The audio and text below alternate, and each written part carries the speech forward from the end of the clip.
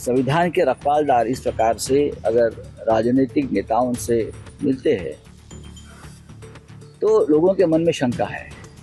Sir न्यायाधीश chief justice ने इस केस से अपने आप को अलग करना चाहिए, नॉट बिफोर मी करना चाहिए, क्योंकि एक पार्टी है प्रधानमंत्री इस मुकदमे में, उनके साथ उनके रिश्ते खुलेआम दिख रहे हैं।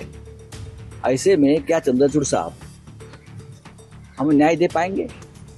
ऐसे है कि गणपति उत्सव है, लोग एक दूसरे के घर में जाते हैं।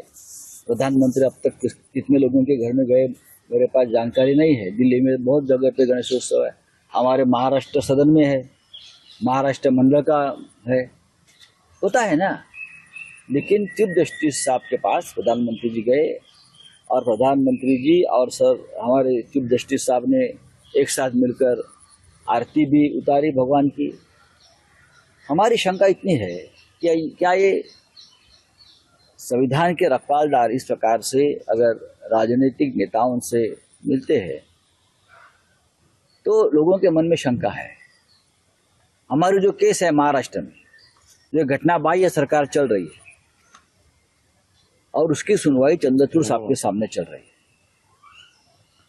तो हमें शंका है कि हमें न्याय मिलेगा, क्योंकि एक पार्टी है उसमें प्रधानमंत्री जी, जो हमारा मुकदमा चल रहा है उसमें पार्टी है केंद्र सरकार, और केंद्र सरकार के मुखिया सर न्यायाधीश के सामने साथ आते हैं, घर में बैठते हैं।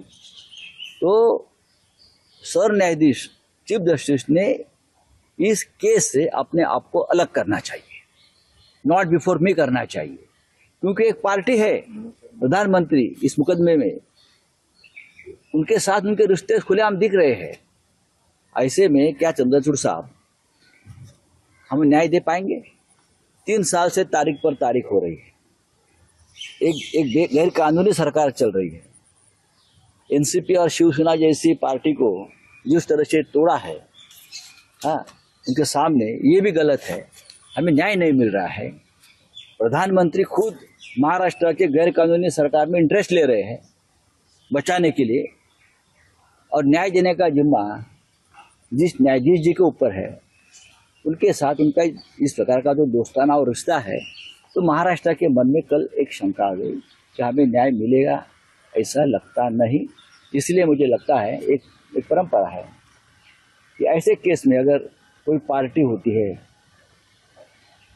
और वो न्यायाधीश महाराज जस्टिस का कोई रिलेशन दिखता है तो उस मुकदमे से अपने आप को अलग कर लेती है। तो चंद्रचूड़ साहब ने, मुझे लगता है, अपने आप को इस